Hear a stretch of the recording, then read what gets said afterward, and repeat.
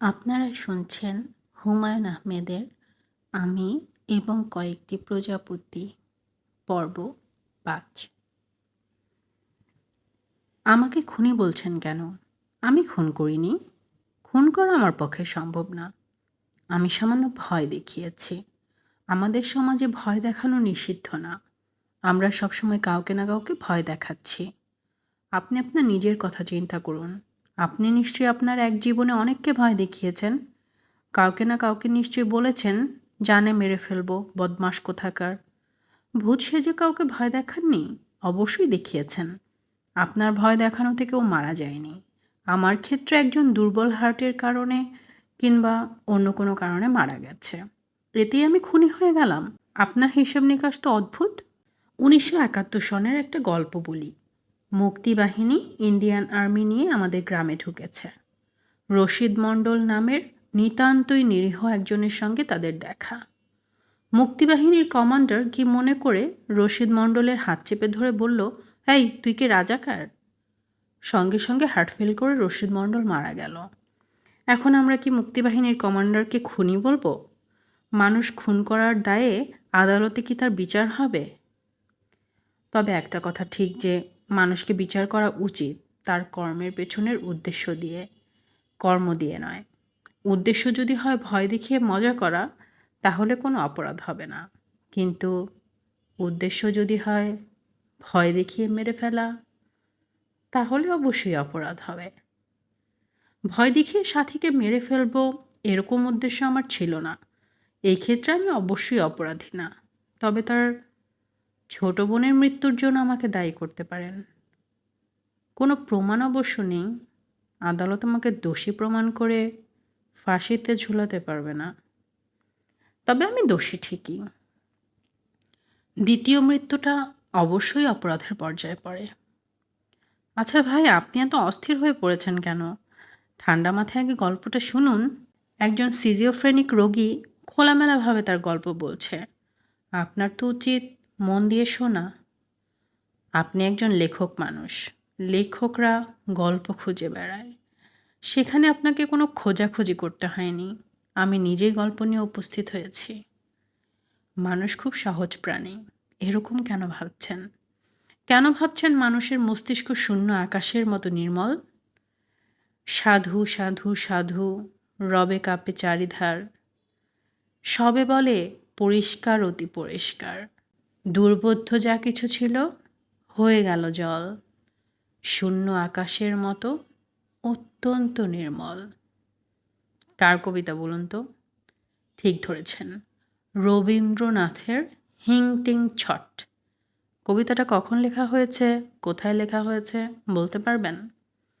পারবেন না, কারণ আপনি আমার মতো খুঁটিয়ে পড়েন না। বেশিরভাগ মানুষই পড়ে না।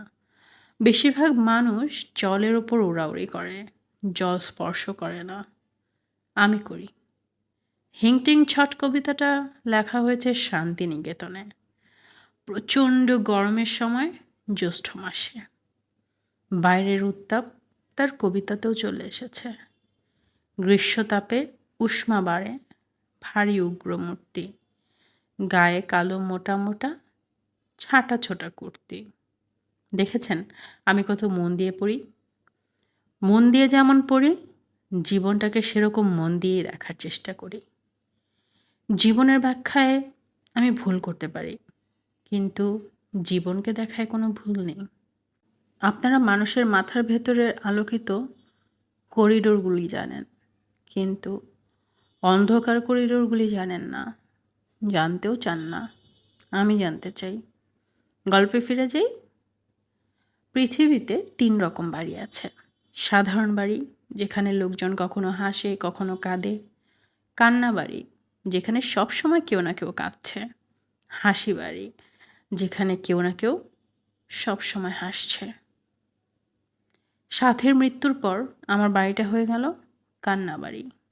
২ বোন সব সময় কাঁদছে। আমি গভীর আগ্রহ নিয়ে তাদের কান্না দেখতে লাগলাম। অনেক কিছু লক্ষ্য করলাম যা আগে লক্ষ্য করিনি। যেমন দীর্ঘস্থায়ী কান্না যখন চলে, তখন একসময় চোখের পানি শুকিয়ে যায়। শুরু হয় অশ্রুশূন্য কান্না। আবার চোখে পানি আসে, 30 থেকে 40 মিনিটের মাথায়। কি বললেন? সাথীর মৃত্যুর ব্যাপারে আমাকে কেউ সন্দেহ করেছে নাকি? না তো, সন্দেহ কেন করবে? তাছাড়া আমি তো রূপা এবং তার ছোট বোনকে বলেছি যে আমি জানালা দিয়ে সাথীর মুখে টর্চের আলো ফেলেছি। আমি সত্যি গোপন করিনি, তবে পূর্ণ সত্য বলিনি। আমি বলেছি হাফ ট্রুথ, অর্ধ সত্য। মিথ্যার চেয়েও খারাপ, এটা তো নিশ্চয়ই জানেন। টর্চ লাইটের ব্যাপারটা আমি কিভাবে বলেছি শুনুন। আমি রূপাকে বলেছি ঝড় বৃষ্টি যখন হচ্ছিল তখন আমি বারান্দায় বসা, আকাশে বিজলি চমকাচ্ছে তাই দেখছি। হঠাৎ শুনলাম তোমার আপা বলছে কে কে। কথা শুনে মনে হলো ভয় পেয়েছে। ব্যাপারকে দেখার জন্য আমি টর্চ লাইট নিয়ে গেলাম, জানালা দিয়ে টর্চ ফেললাম। দেখি কিছু না, তিনি তার ছোট বোনকে জড়িয়ে ধরে ঘুমোচ্ছেন। আমি চলে এসেছি। তখন যদি জানতাম এমন ভয়ঙ্কর কিছু ঘটে গেছে তাহলে। দেখলেন, সত্যি কথাকে সামান্য এদিক ওদিক করলে কি হয়? সত্যিকে এদিক ওদিক করলে বিরাট উলটপালট হয়ে যায়। মিথ্যার বেলায় তা হয় না। যে কথা বলছিলাম, আমার বাড়িটা হয়ে গেল কান্না বাড়ি। কখনো রূপা কাঁদছে, কখনো ছোটন কাঁদছে, আবার কখনো দেখা যাচ্ছে দুজনই কাঁদছে। কান্না যখন থামছে তখন হচ্ছে শ্বাসকষ্ট। ইনহেলার হাতে নিয়ে দুবোন পাশাপাশি বসা, দুজনই বড় বড় নিঃশ্বাস নিচ্ছে। একজনের হাতে ইনহেলারটা গাজার কলকের মতো হাত বদল হচ্ছে। অসম্ভব বিরক্তিকর ব্যাপার। এই ধারাবাহিক কান্নাকাটির জন্যে আমার একটা ক্ষতিও হয়ে গেল। কাশাকন্যা উধাও হয়ে গেল। তার কথাবার্তা শোনা যায় না। তাকে দেখতে পাওয়া তো আরও দূরের ব্যাপার। কাশাকন্যার গলার শব্দ শোনার জন্য আমি অনেক চেষ্টা চালালাম। দীর্ঘ সময় ছাদে বই নিয়ে বসে রইলাম। সারাক্ষণ অপেক্ষা করলাম, এই বুঝি কাচের চুরির টুনটুন শব্দ পাব। কাশাকন্যা বলে উঠবে, এখানে একা একা কী করেন? কাশাকন্যার সঙ্গে কথা বলার তীব্র বাসনা আমার মধ্যে তৈরি হলো। তাকে আমার অনেক কিছু জিজ্ঞেস করার আছে। তার মধ্যে একটা হলো, সাথীর মৃত্যু সে কীভাবে দেখছে। আমি জানি তাকে জিজ্ঞেস করার অর্থ নিজেকেই জিজ্ঞেস করা। সে জবাব যা দেবে তা আমারই জবাব। সেই জবাবও আমার জানা দরকার। আমি কথা বলতে চাই আমার সাবকনশাস মনের সঙ্গে। সেটা তো এমনিতেই সম্ভব না। অবচেতন মনের সঙ্গে কথা বলার জন্য আমার অবশ্যই কাশাকন্যাকে প্রয়োজন। এবারে কান্না বন্ধ না হলে সে হয়তো আসবে না। আমি কান্না বন্ধ করার ব্যবস্থা করলাম। দু বোনের যে কোনো একজনের কান্না বন্ধ হলে অন্যজনেরটা বন্ধ হবে। আমি বেছে নিলাম ছোটনকে। ঠিক করলাম তাকে ছোটোখাটো একটা শখ দেয়া হবে। তার মন নামক বিষয়টাকে নাড়া দেয়া হবে। এমন এক ধরনের নাড়া যার জন্য সে মোটেও প্রস্তুত না। সে পুরোপুরি হকচকিয়ে যাবে, মাথা যাবে এলোমেলো হয়ে। আমি এক সন্ধ্যায় তাকে ছাদে ডেকে পাঠালাম। সে ছাদে উঠে এলো। তার মুখ বিষণ্ণ, চোখ লাল। বোঝাই যাচ্ছে ছাদে উঠে আসার আগে আগে সে চোখ মুছেছে। আমি কোমল গলায় বললাম, কেমন আছো ছোটন? ভালো আছি। এটা কি ভালো থাকার নমুনা? চোখে এখনও পানি। ছোটন কাঁদো কাঁদো গলায় বলল, দুলা ভাই আমি ভালো নেই, আমার মরে যেতে ইচ্ছা করছে। আমি গম্ভীর গলায় বললাম, ছোটন শোনো, আমি নিজেও ভালো নেই, আমারও মরে যেতে ইচ্ছা করছে। আমি প্রায় ছাদে উঠে আসি যাতে ছাদ থেকে লাফ দিয়ে নিচে পড়ে যেতে পারি। আমার সাহস কম বলে কাজটা করতে পারছি না। ছোটন খুবই বিস্মিত হয়ে বলল, আপনার কি হয়েছে? আমি বললাম, আমার কি হয়েছে আমি তোমাকে বলছি। তার আগে তোমাকে একটা প্রশ্ন করি। তুমি কি জানো আমি ভয়ঙ্কর একজন মানুষ? না তো। আমার যে মাথা খারাপ এটা তুমি জানো না? তোমার আপা তোমাকে কিছু বলেনি? আপনার মাথা খারাপ এটা বলেনি, আপনি মাঝে মাঝে অদ্ভুত অদ্ভুত কাজ করেন এটা বলেছে। তোমাকে বলেনি সে আমাকে সাইকিয়াট্রিস্টের কাছে নিয়ে গিয়েছিল? হ্যাঁ বলেছে। কোনো ভালো মানুষকে নিশ্চয়ই কেউ সাইকিয়াট্রিস্টের কাছে নিয়ে যায় না। আপনি সামান্য এক্সেন্ট্রিক। আপা অল্পতেই ভয় পায় বলে আপনাকে নিয়ে গেছে। মানুষ হিসেবে আপনি স্বাভাবিক। ছোটন, তুমি ভুল করছো। মানুষ হিসেবে আমি মোটেই স্বাভাবিক না। আমার মাথায় অনেক এলোমেলো ব্যাপার আছে যা তুমি বা তোমার আপা কেউই জানে না। ভাই লক্ষ্য করছেন যে আমি সত্যি কথা বলছি। এই সত্যের মাঝে ছোট ছোট মিথ্যা ঢুকাবো। সত্য হলো স্বর্ণ আর মিথ্যা হলো খাদ। সত্যের মধ্যে মিথ্যা মেশানোয় সত্য হবে কঠিন এবং ঝলমলে। আর আমি যে ছোটনকে নাড়া দিতে শুরু করেছি, এটা বুঝতে পারছেন?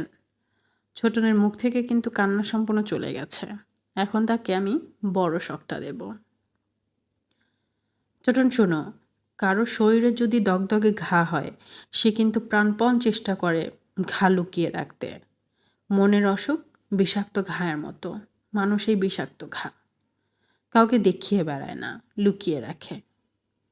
আপনি এত নিশ্চিত হলেন কিভাবে যে আপনার সত্যি সত্যি মনের অসুখ আছে? তোমরা দু বোন এ বাড়িতে উঠে আসার পর থেকে আমার তীব্র ইচ্ছা হচ্ছে তোমার রূপা আপাকে গলা টিপে মেরে ফেলতে। তখনই বুঝেছি আমার অসুখটা মারাত্মক পর্যায়ের। আপনি এসব কি বলছেন? বড় শখটা দিলাম। এর চেয়েও বড় শখ আছে, সেটা এখনই দেওয়া হবে। প্রথম শখটা সামলানোর আগেই দেয়া হবে। কামারের দোকানে কামারকে লোহার কাজ করতে দেখেছেন? কামার কি করে? আগুনে পুড়িয়ে লোহাকে টকটকে লাল করে, তারপর সেই লোহাকে বাঁকায়। আমিও তাই করছি। বড় শখটা দিয়ে লোহা গনগনে করেছি। এখন আরেকটা শখ দিয়ে লোহা বাঁকানো হবে। রেডি, গেট, সেট, গো। ছোটন শোনো, মন দিয়ে শোনো। আমি এখন যা বলবো তা শুনলে তুমি আমাকে ভয়ঙ্কর খারাপ ভাববে। তোমার কাছে মনে হবে আমার চেয়ে খারাপ মানুষ পৃথিবীতে জন্ম নেয়নি। তুমি যা ইচ্ছা ভাবো, আমাকে আমার কথা বলতেই হবে। যে কোনো কারণেই হোক, তুমি এ বাড়িতে উঠে আসার পর আমার মনে হলো আমি তোমাকে ছাড়া বাঁচবো না। দুলাভাই, আপনি এসব কী বলছেন? কথা বলবে না, প্লিজ। আমি আগে বলছি, মন দিয়ে শোনো। তোমার চিৎকার চেঁচামেচি যা ইচ্ছা করো। যখন মনে হলো তোমাকে ছাড়া বাঁচবো না, তখনই মাথায় এলো তাহলে গলা টিপে রূপাকে খুন করে ফেলি। ছোটন, এখন কি বুঝতে পারছো যে আমার মাথা খারাপ? বুঝতে পারছি। আমি আপনার পায়ে পড়ি। আপনি এসব কিছুই আপাকে জানাবেন না। আপা জানতে পারলে খুব কষ্ট পাবে। কষ্টেই সে মরে যাবে। বলো, আমি কি করব? আমি কি ছাদ থেকে লাফ দিয়ে পড়ব? ছোটন, তুমি আমার কাজটা সহজ করে দাও। আমি রেলিংয়ের উপর দাঁড়াচ্ছি, তুমি ধাক্কা দিয়ে আমাকে নিচে ফেলে দাও। আমার পক্ষে নিজে নিজে লাফ দেওয়া সম্ভব না। পাগলরা সাহসী হয়, কিন্তু আমি সাহসী না, আমি ভীতু। বলতে বলতে আমি টলমল ভঙ্গিতে রেলিংয়ে উঠে দাঁড়ালাম। ছোটন আতঙ্কিত গলায় বলল, দুলাভাই আপনি নামুন, আপনার পায়ে পড়ি, আপনি নামুন। তুমি যদি আমার প্রতি সামান্য দয়া করো তাহলে নামবো। আপনি আগে নামুন, প্লিজ প্লিজ। আমি নামলাম। নেমে গম্ভীর গলায় আবৃত্তি করলাম। প্রহর শেষের আলোয় রাঙা সেদিন চৈত্র মাস, তোমার চোখে দেখেছিলাম আমার সর্বনাশ। ছোটন ছলছল চোখে আমার দিকে তাকিয়ে আছে। তার চোখের এই অশ্রুর ধরন অন্য। নিজের অভিনয় প্রতিভায় আমি নিজেই চমৎকৃত হলাম। মনে হলো শেক্সপিয়রের নাটকে একই সঙ্গে দুটি চরিত্র অভিনয় করছি, হ্যামলেট এবং ghost. Hamlet, alas poor ghost, ghost, pity me not, but lend thy serious hearing to what I shall unfold. Hamlet, speak, I am born to hear. Ghost, so art thou to revenge. একটি তরুণী মেয়ে যদি হঠাৎ কোনো ছেলেকে এসে বলে, আমি তোমাকে ভালোবাসি, তোমাকে না পেলে আমি বাঁচব না, তখন ছেলেটির মানসিক অবস্থা কী হয়? সে আনন্দে আত্মহারা হয়। কিছুক্ষণ সে থাকে on the top of the world. তারপর সে চারিদিকে এই গল্প ছড়িয়ে দেয়। ফলে পরিচিত অপরিচিত সবাই এই গল্প কয়েকবার শুনে ফেলে। যারা আশেপাশে থাকে না তাদেরকে চিঠি লিখে জানানো হয়। তুমি শুনে খুব আশ্চর্য হবে, লিলি নামের অত্যন্ত রূপবতী এক তরুণী গত বৃহস্পতিবার বিকাল 4:25 হঠাৎ করে, যুবকটি এই গল্প যতই ছড়াতে থাকে ততই তার আবেগ কমতে থাকে। ঘটনার নভেলটি পুরোপুরি নষ্ট হয়ে যায়। সে তখন অপেক্ষা করতে থাকে কখন অন্য কোনো তরুণী এসে তাকে এই জাতীয় কথা বলবে। মেয়েদের বেলায় এই ব্যাপারটি একেবারেই ঘটে না।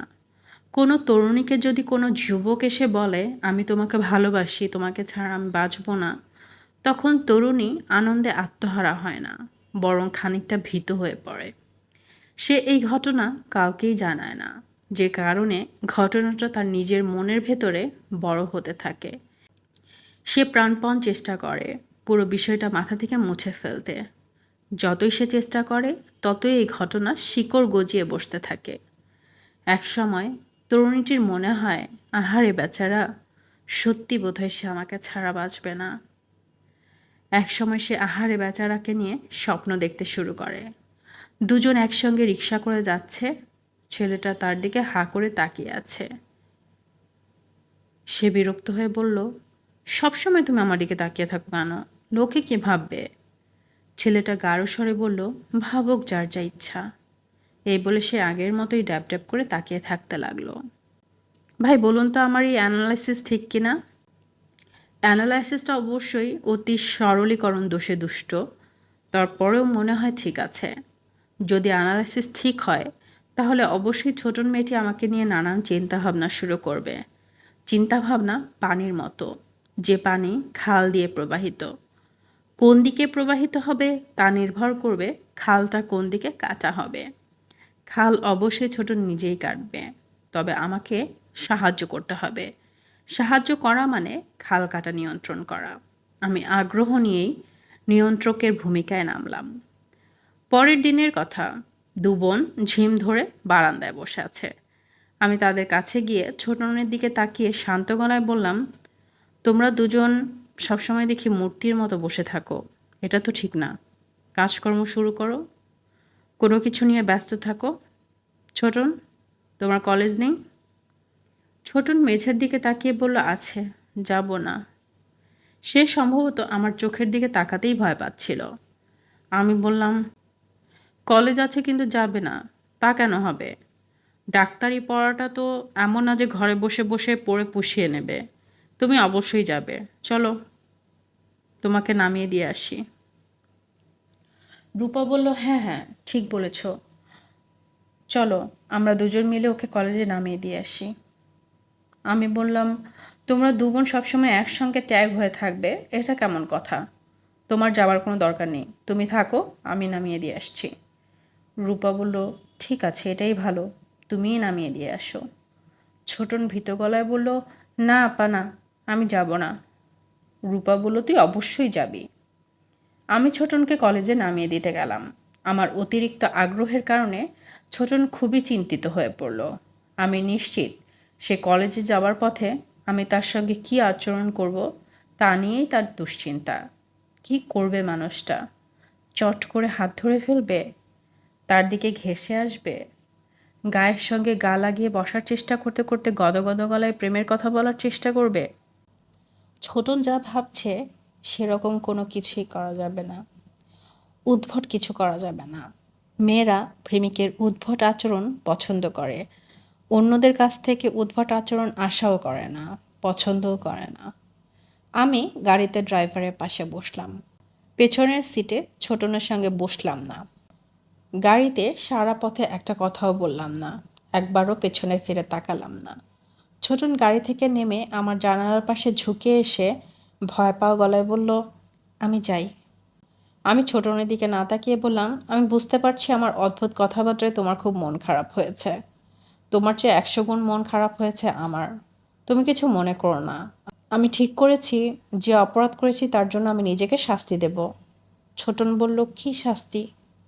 আমি ছোট্ট করে নিঃশ্বাস ফেলে বললাম, সেটা তোমার জানার দরকার নেই। ছোটনকে দেখে মনে হলো সে স্বস্তির নিঃশ্বাস ফেলেছে। তবে আমি জানি এই স্বস্তি সাময়িক। কিছুক্ষণের মধ্যেই তার মধ্যে জন্ম নেবে হতাশা এবং দুঃখবোধ। কীরকম দুঃখবোধ? ব্যাখ্যা করি। মনে করুন 7-8 বছরের একটা শিশু হঠাৎ রাস্তায় তার খুব পছন্দের খেলনা কুড়িয়ে পেয়েছে। খেলনাটা হাতে নিতে তার খুব ইচ্ছা করছে, কিন্তু সাহস করে নিতে পারছে না। অন্যের খেলনা কেন সে নেবে?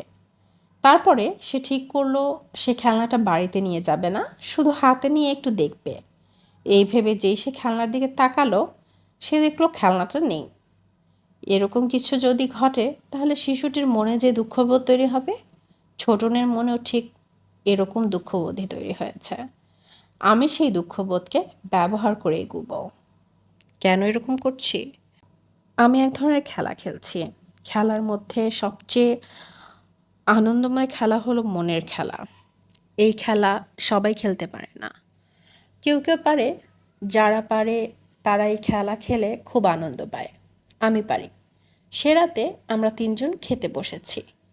আমি প্লেটে ভাত নিলাম, ইলিশ মাছ ভাজার প্লেটটা কাছে টেনেই হাত গুটিয়ে নিয়ে বললাম, আমি খাবো না।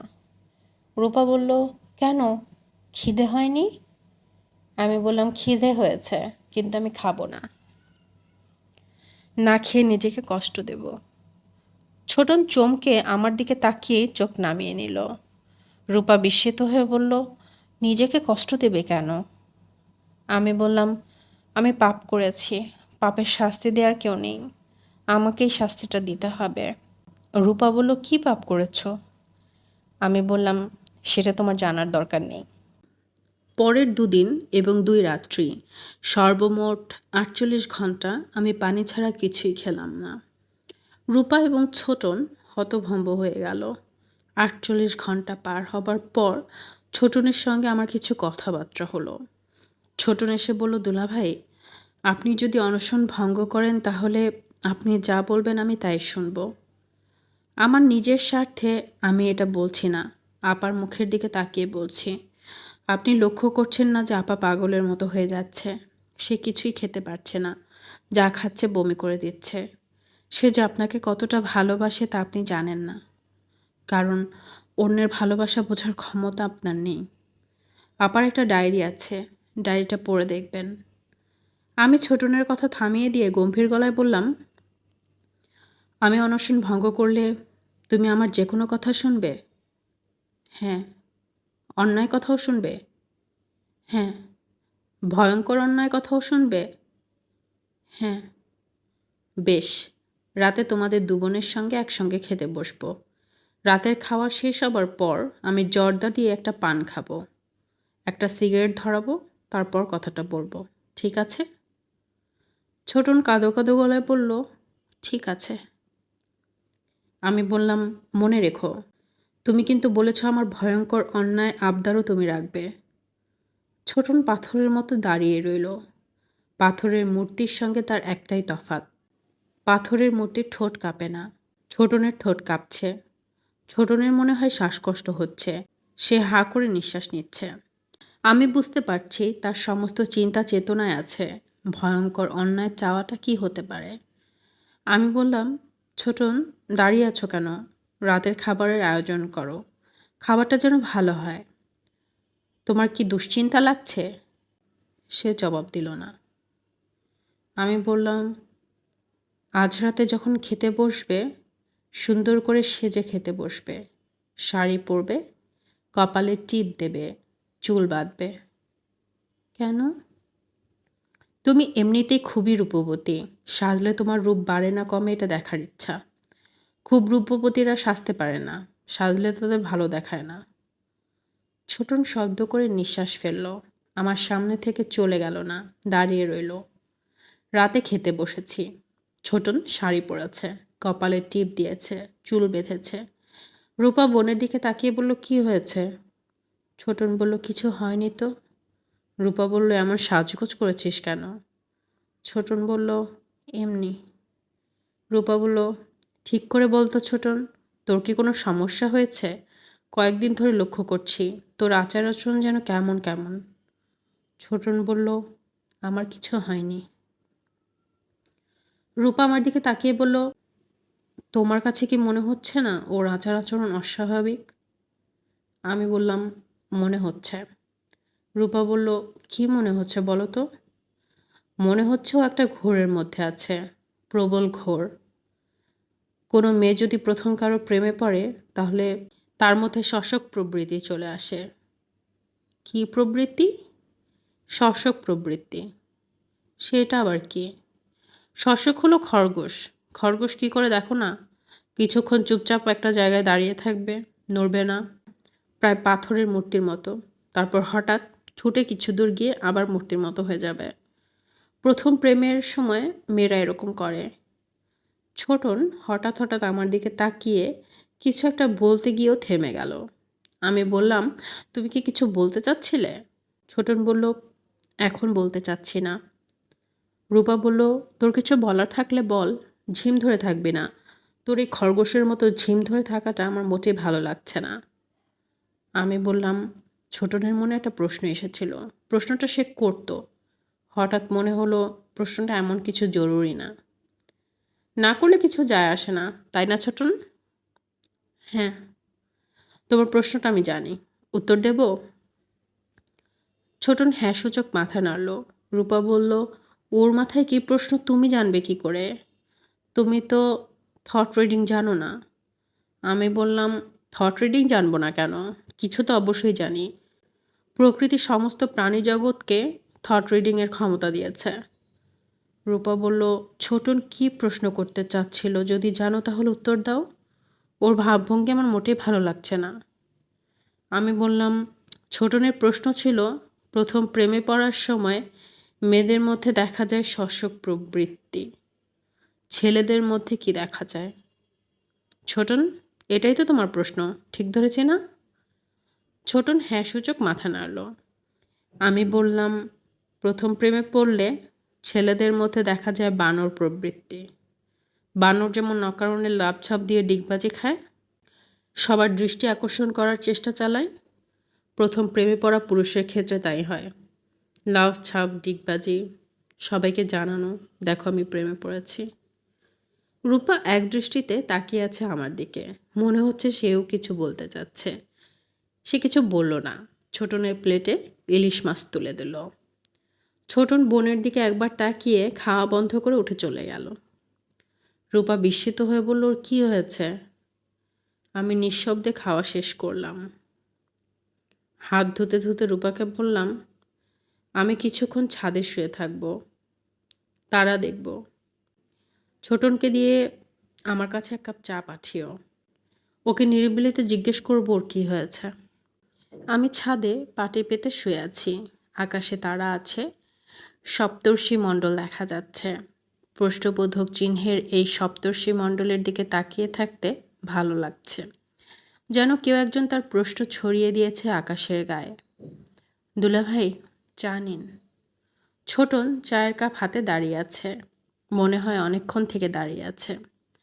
আমি একদৃষ্টিতে আকাশ দেখছিলাম বলেই বোধহয় তাকে লক্ষ্য করিনি। আমি বললাম, কেমন আছো ছোটন? সে যন্ত্রের মতো বলল, ভালো। এখন বলুন, আপনি আমার কাছে কী চান? আমাকে কি করতে হবে? আমি চায়ের কাপ হাতে নিতে নিতে বললাম, তোমাকে যা করতে হবে তা হলো সবসময় সুন্দর করে সেজেগুজে থাকতে হবে, হাসতে হবে, দরজা বন্ধ করে কান্নাকাটি করা চলবে না। এই আপনার চাওয়া? হ্যাঁ, এই আমার চাওয়া। এটাকে আপনি কেন বলছেন ভয়ঙ্কর অন্যায় চাওয়া? তুমি দুঃসময়ের ভেতর দিয়ে যাচ্ছ। পরিবারের দুজন সদস্যের মৃত্যু হয়েছে। এর মধ্যে আমি তোমাকে বলছি হাসি খুশি থাকতে, সেজেগুজে থাকতে। এটা অন্যায় না? এই চাওয়া কি ভয়ঙ্কর চাওয়া না? ছোটন বলল, এখন কি আমি চলে যাব? হ্যাঁ, যাও। তারপরও ছোটন কিছুক্ষণ দাঁড়িয়ে থাকলো। আমি যখন চায়ের কাপে চুমুক দিয়ে আবারও আকাশ দেখতে থাকলাম, তখন তার পায়ের শব্দ শুনলাম। সে চলে যাচ্ছে। পায়ের শব্দেই বলে দিতে পারছি সে এলোমেলো ভঙ্গিতে পা ফেলছে। আপনি কি বুঝতে পারছেন, ছোটন মেয়েটি এই ঘটনার পর আমার প্রেমে হাবুডুবু খেতে থাকবে। একবার ডুববে, আবার ভাসবে, আবার ডুববে। শুরু হবে ভাসা ডোবার খেলা। নানান জটিলতা তৈরি হবে তার মনে, ত্রিমুখী জটিলতা। একদিকে তার দুকুল ভাসানো প্রেম, অন্য আরেক দিকে তার অতি আদরের বোন রূপা, রূপার সংসার। তৃতীয় দিকে তার মৃত বড় বোন এবং পিতা। ত্রিমুখী টানাটানি যন্ত্রণা থেকে সে মুক্তির পথ খুঁজবে। মুক্তির পথও কিন্তু আমি দেখিয়ে দিয়েছি। নিজের রেলিংয়ে দাঁড়িয়ে ঝাঁপ দেওয়ার কথা বলেছি। সেই স্মৃতি অবশ্যই ছোটনের মাথায় ঢুকে গেছে। সেই স্মৃতি ডুব দিয়ে আছে মস্তিষ্কের সাবকনশিয়াস লেভেলের নিচে। যথাসময়ে সেই স্মৃতি বের হয়ে আসবে। যাতে বের হয়ে আসে সূক্ষ্মভাবে সেই চেষ্টা আমি করব। আমাকেও এগোতে হবে সাবধানে। ডমিনো প্রসাদ তৈরি হয়েছে, টোকা দিলে সেই প্রসাদ ভেঙে পড়বে। কোন দিকে ভাঙবে তা নির্ভর করবে টোকাটা কোথায় দেয়া হবে তার উপর। অনেক দিন পর সেই রাতে কাঁসাকন্যার দেখা পেলাম। আমি আকাশের তারা দেখছি। সে মিষ্টি গলায় বলল, কি দেখছেন? আমি বললাম, তারা দেখছি। সে হাসলো। আমি বললাম, হাসছো কেন? কাঁসাকন্যা বলল, ছোটন বেচারির আশাভঙ্গ দেখে মজা পেয়ে হাসছি। বেচারি ভয়ঙ্কর কিছু আশা করেছিল।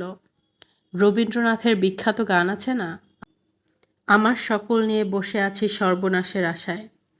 গানটা কি তুমি জানো? কেন জানবো না? আমি পৃথিবীর সব গান জানি, সব সুর জানি। বেশ, তাহলে গানটা শোনাও। এটা না, অন্য একটা গান শোনাই। তুমি তারা দেখতে থাকো, আমি গান গাইতে থাকি।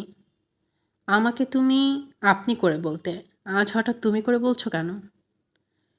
আমরা অনেক কাছাকাছি চলে এসেছি তো, এই জন্য তুমি করে বলছি। আরও যখন কাছাকাছি আসবো, তখন তুমিও বলবো না, কিছুই বলবো না। আরও কাছাকাছি আসার সুযোগ কি আছে?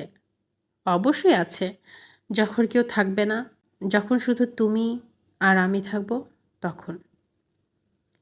রূপা কোথায় যাবে? কাঁসাকন্যা বলল, এত কথা বলতে ভালো লাগছে না, এখন গান শোনো। কাঁসাকন্যা গান শুরু করলো। আহারে, কি মধুর কিন্নর কণ্ঠ! আমি তাকিয়ে আছি, গান হচ্ছে। আকাশের তারারা ধীরে ধীরে নিচে নেমে আসছে। তাদের আলো নরম হয়ে চোখের ভেতর ঢুকে যাচ্ছে। কাঁসাকন্যা গাইছে, বধূ কোন আলো লাগলো চোখে, বুঝি দীপ্তিরূপে ছিলে সূর্যলোকে, ছিল মন তোমারই প্রতীক্ষা করি, যুগে যুগে দিন রাত্রি ধরি, ছিল মর্মবেদনা ঘন অন্ধকারে, জনজনম গেল বিরহ শোকে। জন্ম জনম গেল বিরহ শোকে। লক্ষ্য করেছেন কি সুন্দর লাইন? জন্ম গেল আবার জনমও গেল। তিনি লিখতে পারতেন জনম জনম গেল বিরহ শোকে, সেটাও কম সুন্দর হতো না।